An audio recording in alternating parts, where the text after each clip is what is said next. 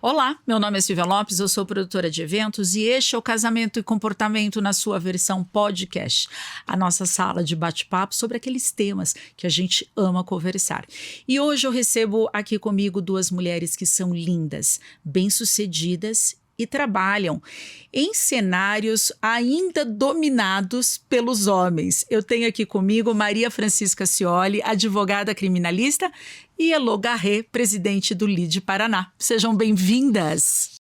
Muito obrigada. Fiquem bem à vontade, tá? É um bate-papo. Assusta um pouquinho o primeiro podcast, mas vai tudo funcionar. Elô, Chica, muito...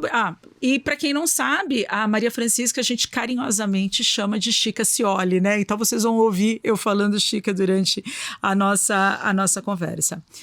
E eu acho que antes da gente começar, ninguém melhor do que vocês para dizê-lo. Onde é o lugar das mulheres, né? Onde a mulher deve ficar? Posso começar, Chica? Fique à vontade. Acho que é o lugar que ela escolher, né? Onde ela desejar ficar. Eu acho que a mulher, ela tem esse misto de ser mãe, ser esposa, ou decidir não ser mãe, escolher sua carreira. Eu acho que o lugar da mulher é onde ela quer estar, né? Independente da posição, da postura, da formação dela, é onde ela se sinta feliz com as suas escolhas. E hoje eu acho que a realidade é essa, né? A gente devia ver que a mulher pode estar onde ela quiser, né? Já existe esse... Não é igual antigamente que a mulher não podia trabalhar. Sim. Ou a mulher não podia votar, né? Hoje a gente vê que a gente conseguiu realmente estar aonde nós queremos estar. Chica, você é advogada criminalista, uma área que quando a gente fala, advogada criminalista já tem aquele peso. Como foi essa trajetória até... E essa escolha mesmo também de profissão, né? Teve alguma influência? Foi natural? Você sempre quis? E quais foram os desafios que você sentiu nessa carreira? Hoje a gente tem tantas mulheres, né, indo para a carreira do direito, né? Promotoras, juízas, advogadas. Compartilha com a gente um pouquinho da tua história. Então, assim, Silvia, o meu pai era advogado. Meu avô, meu bisavô, ou seja, a gente já tem a família Cioli tem uma tradição, né, como advogados. Mas quando eu fui para escolher o que eu faria na faculdade, eu falei para minha mãe que eu não queria ser advogada, que eu ia fazer relações internacionais. Tudo bem, né, todo mundo olhou para mim e falou assim, não acredito que você não vai fazer direito, como que você não vai ser advogada e tal. E aí, tudo bem, eu fiz relações internacionais durante 1 ano e meio. E as matérias que, obviamente, eu mais gostava eram as de direito. Então, eu troquei de faculdade e, infelizmente, meu pai já tinha falecido quando eu fiz essa troca. E aí, obviamente, que a matéria que eu mais amei durante toda a faculdade foi criminal, direito penal. E os estágios que eu fiz na faculdade também eram todos direcionados para direito penal. No último ano, eu entrei num escritório aqui de Curitiba, um escritório super renomado, e vi que era aquilo que eu queria fazer. Eu já tinha feito o Ministério Público, eu já tinha trabalhado na Justiça Federal, ou seja, ao invés de ser juiz, ao invés de ser promotora ou procuradora, eu vi que aquele era meu lugar e que eu gostava daquilo. E fiquei no escritório por 10 anos. Fiz mestrado, fiz pós em São Paulo e o escritório sempre me auxiliou muito. O escritório tinha 3 sócios, homens. E eu era a única mulher. Durante todo o período que eu tive lá, ou seja, foi de 2005 mais ou menos, até 2013, foram 8 anos que eu fiquei no escritório. Eu falo que eu sempre fui igual minha mãe, assim, que minha mãe, com 30 anos, minha mãe foi para os Estados Unidos fazer mestrado, ou seja, uma coisa muito fora do tempo dela. À frente do tempo dela. Exatamente. Né? Não é muito comum. E aí eu tomei conta, assim, sabe? Então, era eu quase que a cara do escritório, obviamente, no dia a dia, né? Então, eu atendia clientes, eu fazia os contratos de honorários, eu despachava com juízes, eu conversava com os promotores e estudava o caso, obviamente. Então, em um determinado momento, eu entendi que era o caso de eu abrir meu próprio escritório, mesmo com aquele cenário totalmente com pessoas homens. E a área que a gente trabalhava era direito penal empresarial. Ou seja, eu só atendia empresários. E aí, tudo bem, eu saí do escritório, abri a minha portinha, mas eu pensava, no começo, todos os dias. Meu Deus, quem que vai contratar uma menina, mulher, para atender os seus casos? Ou seja, crime financeiro, crime tributário, né? Você olha para o outro lado e, do outro lado, são homens que estão ali, empresários. Você também tinha esse questionamento por ser mulher? Super, super, porque eu pensava assim, por que alguém vai deixar de ir no outro escritório que tem 3 homens renomados para ser atendida por uma mulher e uma menina? E essa barreira eu tive que tirar de mim, né? Ou seja, porque eu acho que eu trazia esse questionamento e talvez me deixasse, o que eu nunca fui, um pouco insegura. E em 1 ano o escritório estava indo super bem e, claro, sem dúvida, antes, durante o escritório, eu tinha eles atrás de mim, né? Então, o background deles ali. E a partir do momento que eu me senti segura e vi que eu podia também, como mulher, atendê-los, que eu tinha toda a capacidade, eu acho que a chave virou, sabe? E aí o escritório fluiu e hoje já tenho aí faz 10 anos meu escritório. Mas ainda é um cenário de homens, eminentemente os empresários, ou seja, são poucas as mulheres empresárias que nos procuram, né? Mas já tem muitas advogadas criminais. Eu fui convidada a escrever um livro junto com mais outras 20 advogadas do Brasil inteiro, advogadas de destaque. E uma delas virou para mim e falou assim, você tem que participar, porque a gente sabe que você foi uma das primeiras mulheres advogadas criminais do Brasil, assim, no sentido de direito penal econômico, direito penal empresarial, não tinha antes, né? Eram algumas pontuais que tinham principalmente em São Paulo. Então, foi super bacana o livro, cada uma conta a sua trajetória.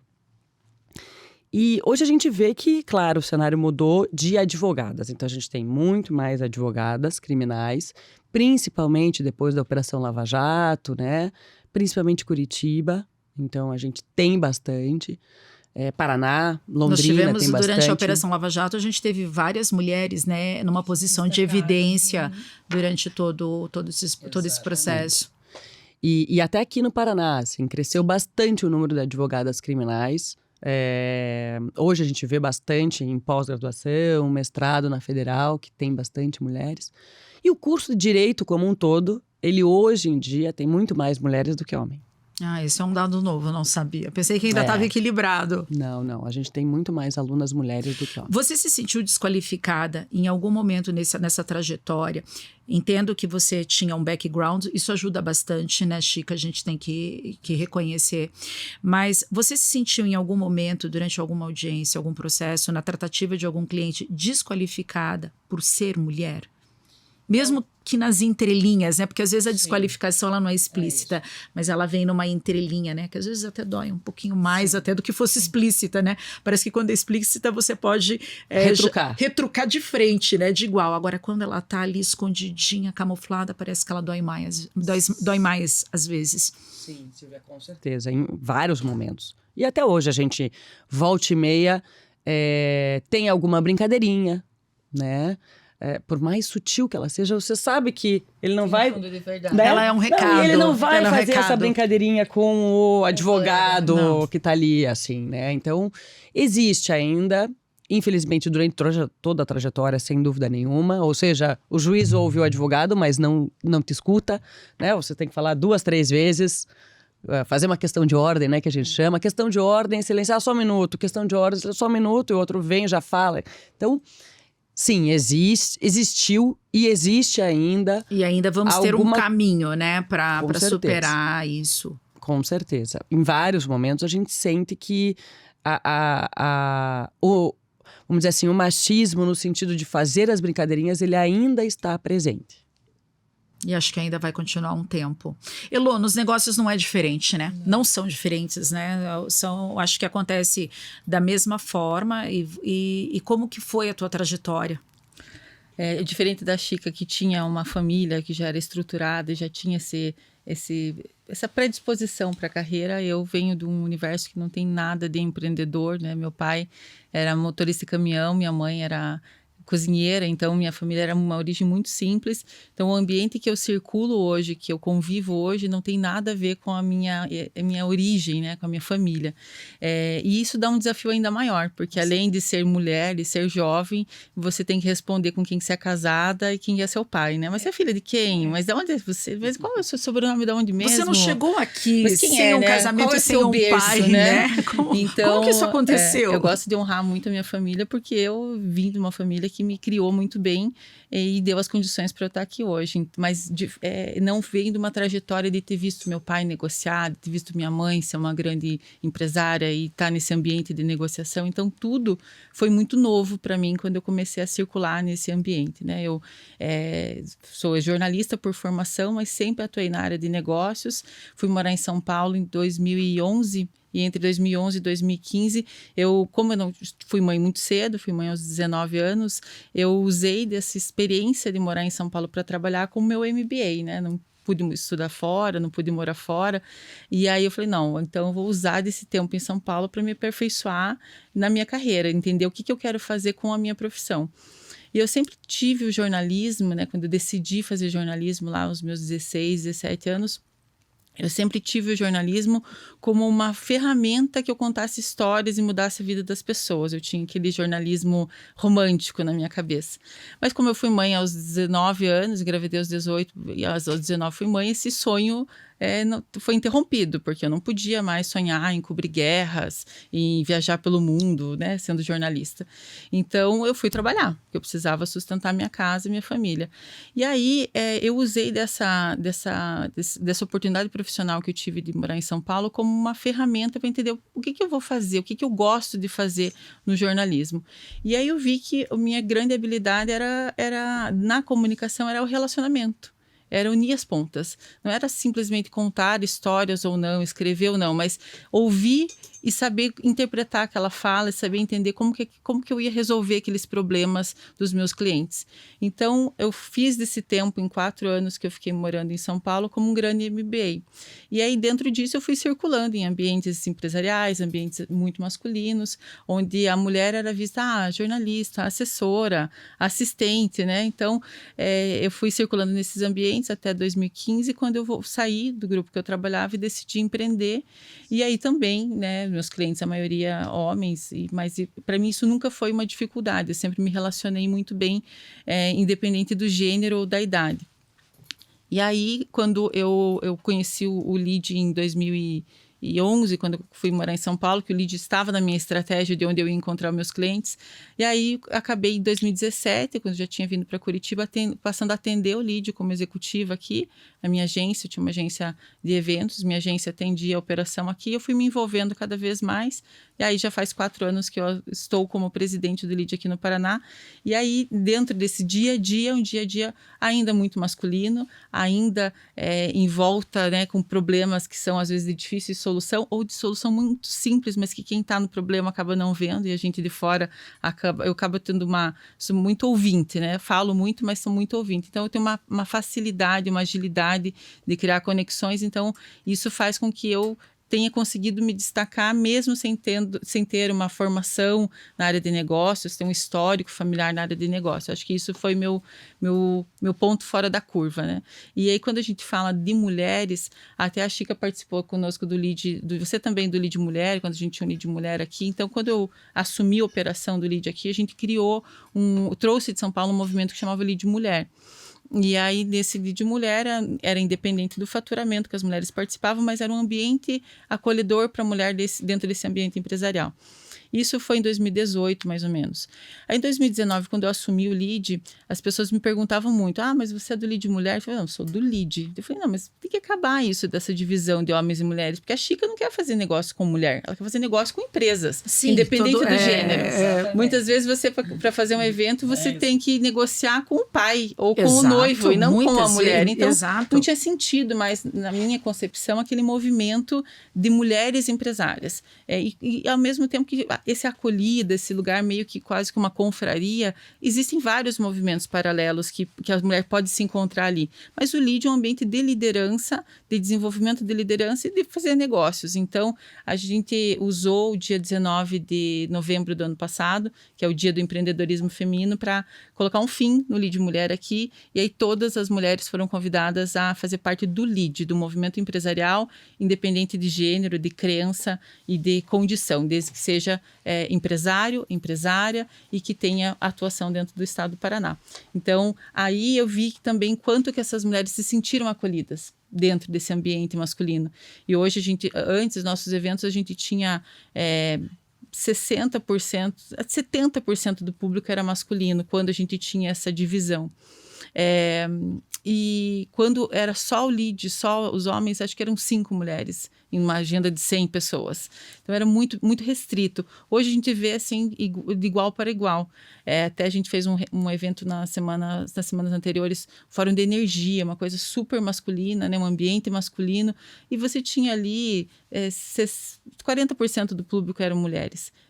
Empresárias daquele segmento, a mulher se sente mais acolhida se ela vê um ambiente mais plural. Então, eu senti isso também. Então, esse ambiente de negócios, da advocacia, do direito, é um ambiente que eu acho que a nossa geração está fazendo uma mudança de comportamento, porque as mulheres se sintam acolhidas. Quando você vê mulheres como as que criaram o LEAD Mulher lá atrás, Luísa Trajano, a Sheiko, a Sônia Hess, que se sentiam desconfortáveis em participar de uma agenda empresarial por serem mulheres e criaram esse movimento, hoje elas veem esses movimentos e dizem, não, que bacana que tem uma mulher liderando, que legal que tem uma mulher fazendo diferença e envolvendo homens e mulheres, independente de gênero, né? Isso eu acho um ponto bem importante e até ia ser o segundo ponto que eu ia colocar para vocês, porque a gente observa muitos movimentos dentro dos meios, tanto dos meios profissionais, né? Preservando a mulher, criando grupos de mulheres, rede de apoio às mulheres. Até que ponto isso é benéfico? E você tocou aí num ponto muito interessante, né? Eu não quero ser do LEAD mulher, eu quero ser do LEAD. Né? Parece que essa distinção já me coloca numa posição inferior. Não, eu não posso ser do LEAD, eu tenho que ser do LEAD mulher. E esse era um ponto que eu queria saber de vocês. Como que vocês veem esses grupos de mulheres? Se vocês acham isso ainda válido, se realmente a gente tem que ir para uma linguagem mais plural e se esses grupos eles mais nos proporcionam facilidades, nos ajudam, ou se eles prorrogam ainda mais essa discriminação. Eu não sei, Chica, se no direito vocês têm grupos de estudos direcionados só para advogadas, né? Não sei se existe essa divisão, mas nos negócios é muito comum. Não passam, assim, 2 meses, Elô, que eu não sou convidada a participar de um grupo de mulheres de negócios. E eu falo, eu não vou. Por quê? Porque eu não quero, não é isso. Eu quero que me reconheçam pelo meu talento, pelo meu profissionalismo dentro de um segmento. Se é homem, se é mulher, isso é indiferente para mim, né? A gente quer fazer negócio. Então, eu queria o olhar de vocês sobre isso. Então, vamos lá. Na OAB existe uma comissão da advogada mulher. E eu fiquei super feliz em saber, Elô, que hoje não existe mais o LEAD Mulher e que... Sim. Todas, né? Assim, eu compartilho com você a minha felicidade. Ai, gente, e é isso. Eu acho que precisou, num primeiro momento, Silvia, é muito importante que exista esse movimento para mostrar que existe essas mulheres, que elas existem. Porque, às vezes, elas não são vistas. Então, eu acho que esse movimento, ele é importante. A Comissão da Advogada Mulher hoje, na OAB, é super importante. Porque ainda a mulher advogada sofre um certo preconceito, ainda precisa ter o seu lugar. Não adianta, né? Também a gente fingir que ele não existe, né? Eu acho que o problema também precisa ser trazido, ele precisa ser escancarado para que ele seja sanado num outro momento. Exatamente. Mas, igual a Elô, enfim, fez, eu acho que é importante a gente ser plural. Por quê? Porque a nossa vida é plural, a gente não vive só com mulheres e a gente não vive só com homens, né? Sim. Então, a gente faz negócios com todo mundo.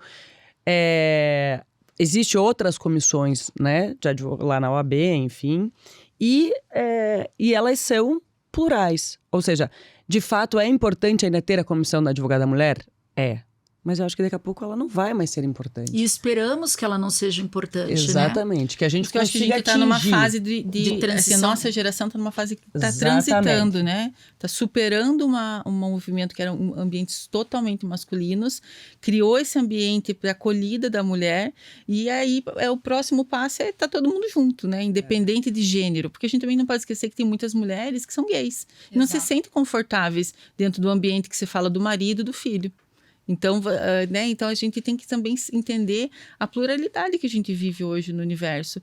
E aí, quando a gente vai para essas questões pessoais, aí é super legal que você tenha seu grupo de amigas, sua confraria, seu ambiente de troca. Mas quando a gente vai falar de negócio, de carreira, você tem que porque senão você está se isolando, você está se apequenando dentro do ambiente. E você tem que ser, até porque, se você não está num ambiente de troca com homens, como que você vai falar de sororidade e de equidade? Né? Você fica num mundo muito, no universo fechado, mas eu acho que os movimentos empresariais para mulheres são muito legais, porque muitas vezes é ali que a mulher desperta para dizer, não, eu posso, eu consigo. Muitas vezes ela é a sócia do negócio, a filha do dono, e aí ela não tem voz ativa, nesses ambientes, a gente teve vários casos dentro do Lead Mulher, de mulheres que se sentiram com voz, se sentiram mais altivas para ter sua opinião, depois que passaram a frequentar um ambiente de acolhida de mulheres, onde houve troca, né, de experiências entre as mulheres. E aí elas passaram a ter mais voz numa reunião com o sócio, que muitas vezes é o pai ou o marido, ou o irmão. E a gente tem no Paraná muitas empresas familiares, onde as mulheres muitas vezes estão à frente do negócio, mas quem participa das entidades? Quem participa da vida social da empresa? O homem. Então, eu acho que foi importante esse movimento. Acho que tem outros movimentos para mulheres que têm essa acolhida e são bem importantes, como mulheres empresárias, executivas, empreendedoras, mas eu optei em correr o risco de acabar. Porque eu acho que fazia mais sentido para mim, na minha ótica, quando a gente fala de equidade, de diversidade, fazer um ambiente plural. E eu acredito que dentro do direito também. Eu acho que daqui a um tempo vai ser o tempo que não precisa mais se falar sobre a questão feminina no direito. O feminino tem que ser respeitado, mas essa causa de ficar entre essa divisão de homens e mulheres. E agora a OAB tem uma mulher como presidente pela primeira vez aqui no Paraná, né? Então, isso também com certeza vai acelerar o processo aqui também. Esse movimento de transição eu acho que é importante para dar segurança para as mulheres. Segurança, né? E eu acho que faz parte de qualquer transição, né? Porque você não consegue simplesmente mudar etapas, né? Tudo é um fluir, né? É uma transição. E esse ponto que você colocou é muito importante.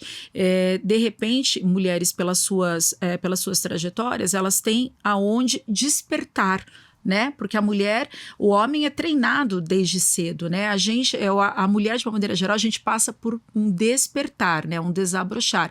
E, de repente, essas instituições, essas confrarias, esses networks, eles são válidos neste processo de amadurecimento, né? Até acho que para a mulher se sentir mais segura, quando ela vai num ambiente que, por essência, é mais competitivo, é mais duro.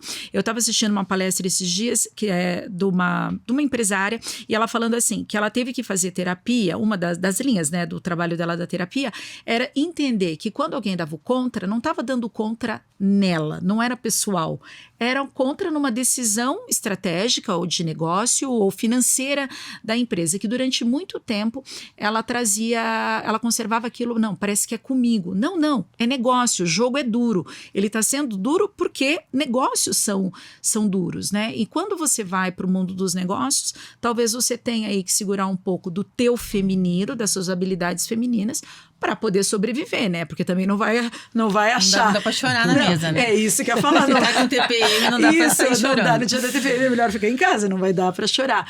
E daí eu trago para vocês uma outra questão. Quais habilidades que vocês entendem que nós, mulheres, temos na nossa essência, que facilitam nesse mundo dos negócios e o que joga contra a gente? Olha, eu falo sempre que a gente, mulher, tem uma capacidade de visão de 380 graus, né? 360 graus. Então, eu acho que isso é um baita de um diferencial nosso. Enquanto o homem, ele tá mais... a visão dele, né? É uma visão reta, focada. A gente consegue ver o todo. Eu acho que isso faz muita diferença. para mim, no direito, principalmente, é o estratégico, né? Porque o direito, ele não é só você... A causa, quando você vai defender, ela não é só você ler o que o juiz diz e o que a lei diz. Não, você tem que ter o estratégico de como que você vai atuar naquele caso. Então, eu acho que isso auxilia muito. E também, o que eu digo no escritório, que nós somos muito mais do que advogados. A gente tem que ouvir a pessoa que vai ali. Então, você acolhe a pessoa. E homem, às vezes, não tem esse lado. Vai lá, escuta, é o seguinte, vai acontecer isso, né? Pode, o prognóstico é esse. E você já não, você consegue sentar, ouvir, entender o que aquela pessoa tá passando. Porque por mais que seja um homem que tá do outro lado, Lô, ele tem sentimento, entendeu? Ele também está acuado. Ele está com medo, ele está preocupado com os negócios dele, né? Porque quando a gente está falando, no meu caso especificamente, que é tendo direito penal empresarial, é isso. O que pode acontecer com a minha empresa? O que pode acontecer com a imagem da minha empresa, que hoje é o mais importante? Então, assim, esse outro lado, eu acho que faz a diferença ter a mulher estar ali sentada à mesa para atender o cliente. É a sensibilidade, né? Eu acho que essa sensibilidade feminina, ela faz com que a gente seja diferente mesmo numa mesa de negociação. Esse olhar 360, esse olhar nas entrelinhas, muitas vezes ouvir o que não está sendo dito, né? Eu acho que esse é uma habilidade feminina. Essa é uma habilidade feminina. Meu marido é meu sócio. Quantas vezes a gente está em reunião que ele é super pragmático, assim, executor. A gente tem perfis totalmente diferentes de trabalho. E ele, às vezes, ele tá indo para um caminho, eu falo, não, calma, não, vamos entender. Depois ele diz, nossa, mas você tinha razão. É verdade, porque às vezes ele tem uma cabeça muito executora e muito reativa, ele não consegue ver as entrelinhas. E quantas oportunidades a gente deixa na mesa de não saber ouvir? Às vezes a pessoa chega com um problema que ele não é o problema é uma origem que está lá escondida que ela não quer mexer. Então, eu acho que essa habilidade feminina, por isso que a mulher gosta tanto de conversar e tanto de falar, eu acho, né? Porque a gente ouve muito e a gente consegue resolver. Quando a gente cria um arcabouço de repertório, você acaba ouvindo mais e sendo cada vez mais seletiva em como fazer para resolver os problemas, seja no direito, seja na área empresarial. Porque o que a gente faz no dia a dia é resolver problema, né? Independente da posição. Exatamente.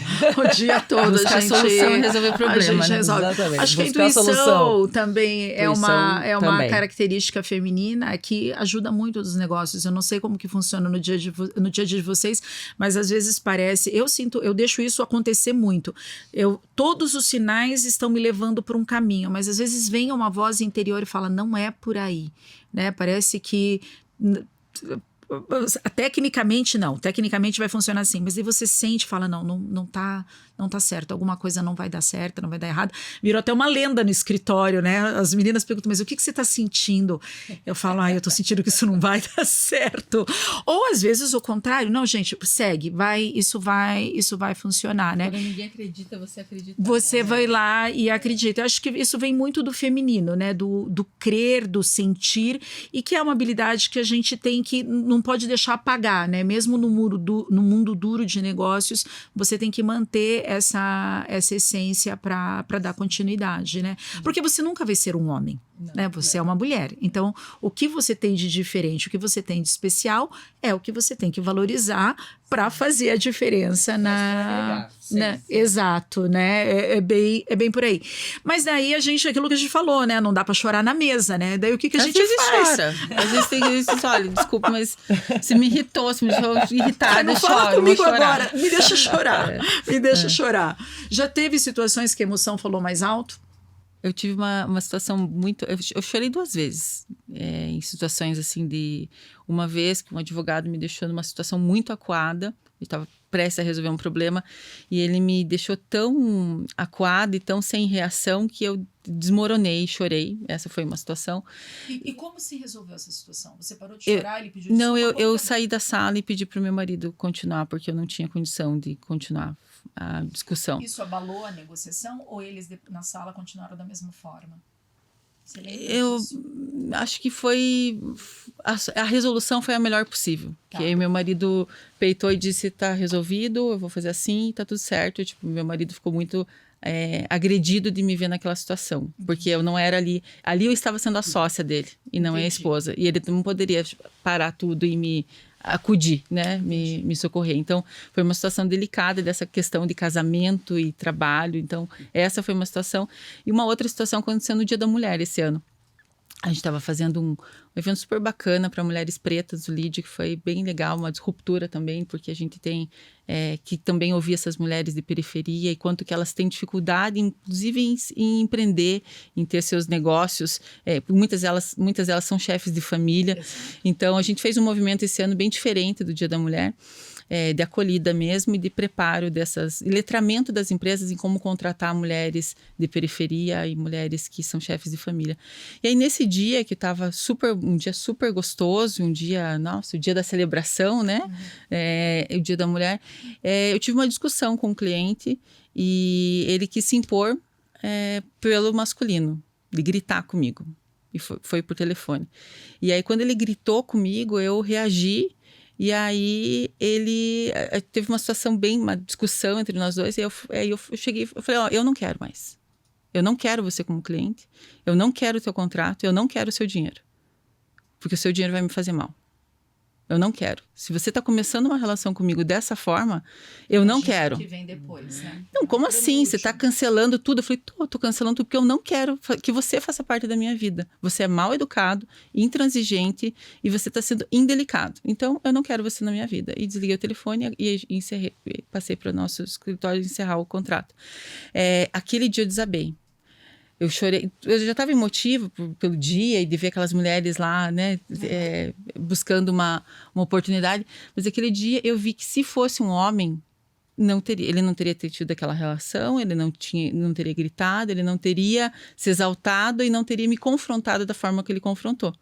Então ele só fez aquilo porque era uma mulher do outro lado, que ele tentou crescer a voz, crescer o tom e crescer o poder, porque afinal de contas ele estava contratando, o dinheiro era dele, e aí aquela situação me deixou super abalada. Então foram 2 vezes que eu chorei na mesa. Essa ele não viu eu chorar, né? Se ele estiver ouvindo e entender que é ele vai saber que ele me fez chorar. O bom da internet é que a gente dá indireta para um e acerta uns 10, né? Essa é a vantagem da internet. Então, assim, já fica o recado dado. A gente, quando você fica, às vezes essa coisa do feminino da mulher, realmente às vezes você extrapola e você não consegue domar seus sentimentos, né? Claro que você tem que ser profissional. Mas às vezes foge de você, né? Então, acho que também a mulher, quando alguém me pergunta, essa questão de equidade, a mulher tem que ser igual, tem que ter o mesmo espaço. Não, a mulher tem o seu espaço e o homem tem o espaço dele. Nós somos diferentes, nós temos uma estrutura corporal, hormonal totalmente diferente, nossos sonhos são diferentes, nossos objetivos são diferentes, e a gente tem que ser respeitada pela diferença de ser mulher. E não ficar tentando ser homem ou tentando ser um ambiente masculino. Até no comportamento, né? Quando a gente se veste, às vezes, para ficar mais masculino, ou se veste... Teve uma fase que eu fiquei me vestindo de calça e roupa escura. Calça e roupa escura. Falei, não, mas eu não sou assim. Eu sou alegre, eu sou colorida. Eu não vou ficar me vestindo de homem porque eu tô num ambiente masculino e dane-se se eles vão olhar minhas pernas porque eu entrei de saio na reunião. Claro que eu tenho que estar adequada ao ambiente, mas eu não tenho que me masculinizar por estar nesse ambiente, né? Então, eu acho que também é isso, assim, a mulher saber se colocar, mas sem deixar o seu feminino, sem deixar a questão da nossa essência feminina de lado, né? Mas esse é um aprendizado doloroso também, né? Ele não vem da noite para o dia, né? Você vai se conhecendo, vai calibrando as emoções, vai entendendo, vai buscando conhecimento, tanto do mercado de trabalho como autoconhecimento, e daí vai se permitindo, mesmo num ambiente mais duro como os negócios, né? Porque é duro para todo mundo, quer seja homem, quer seja mulher, você manter aquela leveza, aquele frescor do feminino. Eu falo que é o colorido, né? Que não é porque você é uma empresária, uma advogada bem-sucedida, enfim, que você precisa andar vestida de preto com a cara fechada, né? A gente pode trazer, porque isso é da mulher, né? Trazer vida, trazer cor, trazer a beleza. E na hora que eu fiz a abertura, eu propositalmente eu falei, mulheres lindas, bem-sucedidas em ambientes masculinos. Há uns anos atrás eu fui severamente repreendida porque eu elogiei uma mulher numa mesa de negócios. E ela entendeu que aquilo não era pertinente. Eu disse, Silvia, acho que você não deve elogiar uma mulher pela beleza quando você está no mundo corporativo, né? Porque isso desqualifica a mulher. E aquilo me chocou muito, porque eu falei, gente, mas a mulher traz a beleza, né? O feminino é delicado, o feminino tem curvas, ele tem cor, tem graciosidade. Vocês se incomodam quando a beleza é colocada na pauta, a sua apresentação, a sua roupa? Nossa, como você está bonita, quando um colega elogia? Ou vocês entendem que hoje, nessa busca de equivalência profissional, esse tipo de observação já não é mais pertinente? Ou a gente pode continuar? Porque hoje está complicado até elogiar, né? Acho que a maturidade traz pra gente o feeling, né? Você sabe se uma mulher tá elogiando porque tá com raiva, tá com inveja e queria ter teu corpo, teu rosto, tua condição, ou quando um homem tá elogiando porque ele tá tendo uma sutileza ali de uma entrelinha, né? De um duplo, um outro sentido para aquele elogio. Eu acho que a gente consegue hoje, isso com a maturidade, você vai tendo esse feeling, né? Você está elogiando porque realmente está elogiando por obrigação, ou está elogiando porque tem uma intenção. Ou é um elogio mascarado. Na verdade, a pessoa está querendo te alfinetar. Não sei. Eu vejo dessa forma. É a maturidade que você vai enxergando. Você não consegue ver isso quando você é mais nova. Não consegue entender. Eu tive essa leitura, isso. Eu falei assim, eu acho que ela é muito nova e ainda está com muita... Porque eu não vi... Ainda precisa estar presente, ainda precisa se fazer presente, ainda não está segura. Eu acho que a mulher, ela tem muito disso. Então, ela se veste inteira de preto para dar segurança para ela. Depois, quando ela vê que ela não precisa se vestir de preto, que ela vai passar a segurança, que ela vai, né, mostrar que ela é tão competente quanto se ela estivesse vestida de preto ou se ela está de colorido, isso vai fazendo a diferença com o tempo. Mas no início, de fato, a gente se veste... a gente vai endurecendo, né, até se sentir segura. E eu vejo que tem algumas mulheres, elas até extrapolam isso. Eu estava lendo um estudo de mulheres que elas são tão... levam uma vida tão, entre aspas, isso, né, masculina no trabalho, elas são tão duras que elas deixam até de menstruar. Elas vão, olha só, né, criando... o psicológico é tão forte que elas vão criando barreiras em relação à própria anatomia feminina, né? Olha quanto isso é sério, né? Como que a gente precisa cuidar. E talvez daí venha aquele ponto que você colocou, né, Elo? Realmente acho que a gente precisa de uma transição. E essas instituições, elas ajudam a mulher a se conhecer, a se fortalecer para que não precisem, né, se deparar com essas cenas, né? Sim. Olha, a que ponto você tem que ficar dura para poder ser uma empresária. Não, né? Podemos equilibrar as coisas e cada um no seu papel, cada um na sua essência. Mas daí a gente vem numa questão que é a jornada dupla, né? Dupla, tripla, né? E já que a jornada não acaba. Às vezes chegam semanas que eu falo, gente, mas não era segunda ontem, né? Como que isso terminou e eu não senti? E como tem sido essa experiência para vocês? Assim, pagaram preços altos? Como que foi para cada uma de vocês?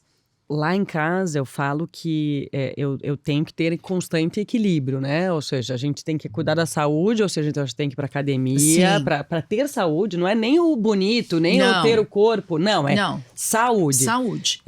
A saúde. Então, daí você vai pro escritório, daí tem os teus filhos, e você também tem o teu marido, né? E tem a tua casa também. Então, lá em casa, é muito engraçado que eu tento o equilíbrio. Mas volta e meia, o meu marido precisa me chamar, sabe? Eu tô trabalhando muito. Alguém vem e te resgata. E ele me resgata assim, olha, talvez seria bom, né? Ir lá ver as crianças. Então, tem esse lado, assim, que... O que eu fico feliz é que tem alguém que me põe um pouco, assim... Me traz pra realidade. Pra realidade. Assim, no sentido de, óbvio, eu amo o que eu faço. Então, se deixar, por exemplo, eu vou toda semana pra São Paulo, que a gente tem escritório em São Paulo também. Então, se deixar, eu vou toda semana pra São Paulo, vai e volta. Eu sou bem dinâmica. Mas, assim, às vezes ele fala assim, olha, talvez seria bom você ir ver, né, um deles no tênis... né? Buscar, talvez, no futebol. Assim, eu levo todos os dias. Isso eu faço questão de levar as crianças para a escola todo dia de manhã. Porque é aquele momento que você consegue conversar. Como eles saem no meio da tarde, daí no meio da tarde fica um pouco difícil. Mas assim, esse equilíbrio, ele é praticado diariamente. Para conseguir dar conta de tudo. Eu tenho 3 filhos, né, e de gerações diferentes, né? A minha filha mais velha está com 19 anos, com uma realidade, uma rotina totalmente diferente, né? Tá morando sozinha, morando em outro estado. Ela então, já tá morando sozinha? Já, tá super independente. Então, a Isa já é aquele cuidado com ela no final de semana. Então, no final de semana, eu tenho que ter meu tempo com ela, né? Nosso tempo juntas. Nem que seja para ir no mercado fazer compra para as 2 casas, mas a gente tem nosso tempo juntas. E a minha rotina de casa, graças a Deus eu tenho minha mãe que mora comigo desde que eu decidi ter mais filhos. A minha mãe passou a morar comigo, então a minha mãe cuida da rotina da casa, ela governa a nossa rotina ali do supermercado, da rotina dos cuidados da casa e das crianças. Então hoje o Henrico tem 5 anos e o Valentim tem 4. O Valentim é quase saindo daquela fase bebê para criança e o Henrico querendo ser adolescente. Então, e a minha mãe, ela me dá todo o suporte, ela fica comigo de segunda a sexta, então eu não preciso me cuidar de nada durante a semana. E eu sou uma pessoa 100% focada no meu trabalho durante a semana. A gente mudou agora as crianças de escola para colocar eles numa escola perto de casa, para ter a rotina de levar e tentar buscar. Mas eu levo para a escola, eu não fico presa na minha rotina de buscar. E quando eu decidi ter mais filhos, eu fiz um trato com o meu marido que ele ia ser pai na mesma proporção que ia ser mãe, ou mais pai até do que eu, porque eu não tenho, eu não consigo colocar a rotina das crianças no meu dia a dia, vacina, médico, essas coisas de dia a dia, fazer a tarefa. Então, quem cuida disso é meu marido e eu fico 100% durante a semana focada no trabalho. E eu não tenho culpa nenhuma de ficar assim, né? Tem gente que me culpa, mas assim, eu não tenho culpa porque eu faço o meu melhor e eu gosto de trabalhar integral. Então, não adianta me ligar da escola, quando acontecer alguma coisa, liga pro pai, porque eu tô trabalhando. É o meu jeito de trabalhar, porque eu tenho que ter foco 100%, eu tenho que ter a conexão 100% com o que eu tô fazendo. Agora, de sexta a domingo, eu sou 100% dona de casa e mãe. Então, ninguém me acha no telefone, eu não trabalho fim de semana de jeito nenhum. Pode ter o compromisso que for, eu não vou. E eu não atendo telefone, se morrer alguém manda coroa na segunda-feira. Segunda-feira a gente manda coroa. Eu não faço nada no final de semana que não seja dedicação para os meus filhos e para minha casa. Então, fim de semana, eu amo ser dona de casa. Na verdade, você criou uma dinâmica. Eu criei uma dinâmica de compensação, né? Eu não acho que não é de compensação, é uma dinâmica que me faz bem e eu não gosto de ficar sendo atropelada no meio das coisas. Assim, eu não consigo levar meus filhos para um evento de final de semana de trabalho ou sair correndo do escritório porque tem que, sei lá, alguma coisa que tenha a resolver. Então, eu criei uma dinâmica que fim de semana eu sou integral dona de casa e mãe. Eu amo fazer comida, eu amo fazer mercado, feira. E no dia de semana, quando eu consigo chegar em casa cedo, eu desligo tudo, não atendo mais telefone, não vejo mais meu celular, porque se ficar olhando, você tem trabalho o tempo inteiro. E aí eu chego em casa e meu tempo com eles, quando eu estou em casa durante a semana. Que é fazer janta, que é arrumar a malinha da escola, que é brincar, que é assistir filme. Agora a gente tá numa temporada Harry Potter lá em casa. Então, eu tenho tempo para eles quando eu estou integral com eles. Mas eu não me culpo de ficar 20 dias fora. Eu viajo muito, tenho uma rotina de viagem bem intensa. Toda semana eu viajo e às vezes eu tenho viagens de temporadas, que eu fico 10, 15 dias fora. E aí eu não me culpo nem um pouco de ficar. Eu fico com saudade, ligo, converso, mas eu não me culpo de não estar presente com eles no dia a dia. Eu vejo muito... Às vezes eu me culpo. Eu não me culpo. Eu sou meio coração gelado nisso. Eu não me culpo. E aí eu vejo a Isa, né? Então a Isa, quando eu fui morar em São Paulo, a Isa tinha 6 anos. E dos 6 aos 10 anos, eu não convivi com ela durante a semana. Eu só fui mãe no final de semana. E agora que ela tá adulta, eu pergunto, da Isa, como que foi, né? E esses dias a gente saiu jantar, nós duas, no sábado, e ela falou uma coisa assim, eu fiquei emocionada. Ela falou assim, mãe, você foi a melhor mãe do mundo, porque é a mãe que eu podia ter. E se você não tivesse feito aquele sacrifício que foi para nós duas, quando eu era pequena, eu não ia estar aqui, você não ia estar aí. A gente não ia estar vivendo o que a gente está vivendo, porque eu sei que a nossa condição ia ser diferente. Então, os meninos vão entender, quando eles crescerem, eles vão saber que a mãe não estava presente no cotidiano porque você estava fazendo uma coisa maior para nossa família. Então, mãe, nossa, relaxa, mãe. Tipo, eu tenho... E ela falou...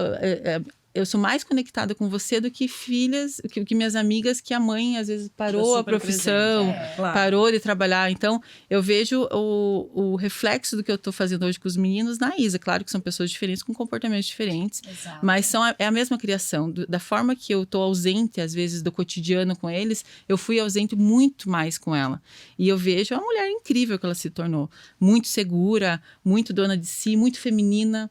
Então, eu vejo que a minha conta tá dando certo. A tua estratégia deu certo. Eu tenho um case de sucesso. Tomara que a minha dê certo também. De negócio. Mas você falou um ponto ali assim, ó, eu não me culpo, mas algumas pessoas me culpam, né?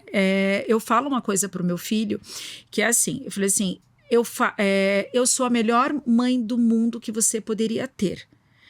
Ele ficou, agora ele tá acostumado, eu falo, ele me deixa falando sozinha, tá? Mas antes isso era um momento profético dentro da casa.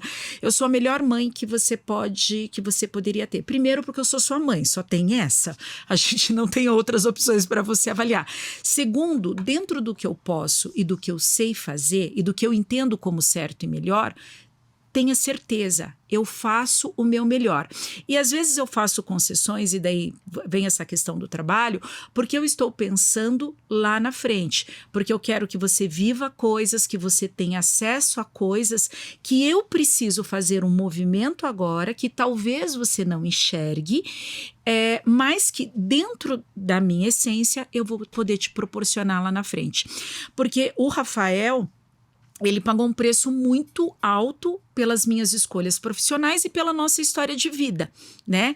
Deu certo, a minha estratégia deu certo? Deu maravilhosamente bem. Então, um menino inteligente, muito comedido, tá fazendo federal. Então, assim, a estratégia deu certo. Tem seu risco, claro que tem, né? A gente toma umas decisões, mas engole a seco. Mas naquela época, né, quando essas decisões foram tomadas, e elas também são tomadas hoje, era o melhor que a gente podia fazer. E também, nos momentos que o trabalho foi privilegiado, foi visando um bem maior. Porque nessa questão da gente se respeitar como mulher, tem mulheres que têm muito mais prazer, se sentem muito mais felizes produzindo fora de casa. Que foi teu caso. Eu produzo fora de casa, eu não quero sair e tudo mais. E essa mãe, para também criar esse filho, ela também tem que estar bem. A mulher também precisa estar feliz com as suas escolhas. Então, a gente também não pode chegar e impor a maternidade dessa forma tão cruel. Entende? Acho que tem essa... talvez o termo... Outro, né? Não é um ou outro. E eu você acho pode... que, Silvia, eu acho que além disso, mostrar para eles que hoje mulheres fazem isso também. Sim. Né? Ou seja, não é mais a mãe fica em casa. Eu acho que tem mais isso que a gente tem que mostrar para os nossos filhos, né? Que assim, não acho que lá na frente, por exemplo, eu tenho 2 meninos, né? Não acho que lá na frente que talvez você vai lá, vai se casar com meninas e elas vão ficar em casa, né? Ela vai se tornar dona de casa. Ela pode ser que ela queira trabalhar. Pode ser que ela queira trabalhar dentro de casa ou ela pode ser que ela queira trabalhar fora de casa. Então, eu acho que, assim, para os meus filhos, eu gostaria que eles tivessem essa lição, sabe? De ver uma mulher que trabalha, que vai, leva eles para a escola, tá ali junto com eles, eu faço lição e tá ao final do dia, né? Também tiro o telefone para não ficar com ele apitando. Mas assim, que ao mesmo tempo eles vejam que tem uma mulher que, diferente de algumas vovós, não era o meu caso, porque minha mãe sempre trabalhou a vida inteira, mas tem esse outro lado, que ela saia para trabalhar e que ela, igual ao papai, também vai trabalhar. Sim, eu acho que isso é muito importante, né? Todas nós com filhos homens, de mostrar esses 2 cenários, né? O desafio que a gente tem. Porque ao mesmo tempo que a gente sai para trabalhar, a gente também tem um outro desafio dentro de casa, que é educar esses futuros homens, né? É desafiador, né? Principalmente para mulheres de temperamento forte, né? Com essa força que saíram para trabalhar, que foram para mercados aí tão masculinos. Como que a gente educa esses rapazes, né? O meu marido, né, eu tô no meu segundo casamento, meu primeiro casamento foi maravilhoso, meu ex-marido, meu melhor amigo, e eu tô no meu segundo casamento agora, e eu acho que é muito da função do pai. Essa escola para os filhos também, acho que às vezes acaba tendo um peso muito grande para a mãe na educação, mas um papel do pai também. Então, para a filha mulher, ela vai muito no espelho do pai que ela teve em casa, do homem que ela teve em casa, se é um homem gentil, se é um homem que trata bem, se é um homem que respeita as decisões dela, se ouve. Então, eu acho que a mulher, a filha mulher, o pai é um grande espelho para ela. E nos filhos, eu tô amando ser mãe de menino, né? Porque você tem alguém que acorda todo dia, diz que você é linda, faz carinho, né? É uma delícia. Menina é diferente, menina é outra vibe, né? Ser mãe de menina. Mas os meninos, eu vejo assim que eles têm já, principalmente o Valentim, que é tão pequenininho, 4 anos, eles têm já uma coisa de servir, de ajudar, de ver o comportamento do pai e fazer parecido. O Valentino pode ver uma flor que ele vem correndo me trazer, ele é gentil. O Henrico já é mais comedido, mas é muito carinhoso. Então, você vê o bom trato com mulher, acho que desde pequenininho, né? Isso se aprende em casa, né? Esse é um valor, que é colocado dentro de casa. Quando a gente fez um movimento dentro do LEAD de violência contra a mulher, teve uma situação que um empresário me ligou e falou assim: Elô, é tão nobre você trazer esse tema à tona, que é um tema difícil e que não é falado dentro das rodas que a gente circula, mas é tão importante porque eu vi meu pai espancar minha mãe e eu achava que era normal. E eu, quando eu cresci, quando eu comecei a namorar, eu era muito agressivo, achando que era normal. Hoje eu tô entendendo que, para minha filha, que eu tenho que mudar de postura, porque eu não quero que ela tenha um homem agressivo dentro de casa. Então, eu acho que essa função masculina é muito importante. Às vezes a mulher fica muito se sobrecarregando, como que eu vou educar, como que eu vou educar? Acho que fazer o teu melhor e entender, colocar bons princípios em casa, né? E é muito bom ter menininhos dizendo que você é a princesa todo dia, né? É muito gostoso. Ser mãe de menino é uma delícia. Então, vou te contar que chegou um momento, os teus estão com quanto, Chica? 5 e 7. Então, chega um momento que eles não dizem mais, tá? Eu não quero que chegue esse momento. O meu tá nessa fase, já deixou, perdeu o reinado, já entregou a coroa. E para você conseguir dar um abraço, meu Deus do céu, eles vão... É difícil. É muito difícil. Eles vão até um momento e depois chega uma hora que é meio vergonhoso para eles, né? Chega esse momento. Começa a se preparar. E qual a dica que vocês passam hoje para as mulheres que querem entrar no mercado de trabalho e que querem ter uma posição de destaque? Porque também a gente tem que ter a consciência que é o seguinte, uma coisa é você estar no mercado do trabalho, outra é você querer ter uma posição de liderança dentro desse mercado e ser uma referência. São posições, são sonhos diferentes, né? E são energias diferentes, né? Vocês têm posições de destaque nas respectivas áreas. Para as mulheres que almejam essa posição, o que vocês diriam? No direito, eu diria que estude. Muito. Estude. E não pare de estudar, mesmo hoje, eu já com quase 20 anos de advocacia, nunca parei de estudar. O estudo constante, a reciclagem constante. A gente tem uma dinâmica no direito, né? Que um dia existem umas decisões, alguns entendimentos e daqui a pouco mudam as teses. Então, no direito, eu digo que o estudo vai te dar força, o estudo vai te dar capacidade de argumentação e o estudo vai te dar segurança. Então, para o direito estude. E não estou falando para fazer cursos, né? Porque às vezes fala assim, mas eu vou ter que ficar despendendo de dinheiro e tal. Não. Hoje existe aí o mundo da internet, a inteligência artificial que a gente fala, ela serve para isso também. Então, estude, vá atrás, bibliotecas, hoje você tem também essas bibliotecas digitais.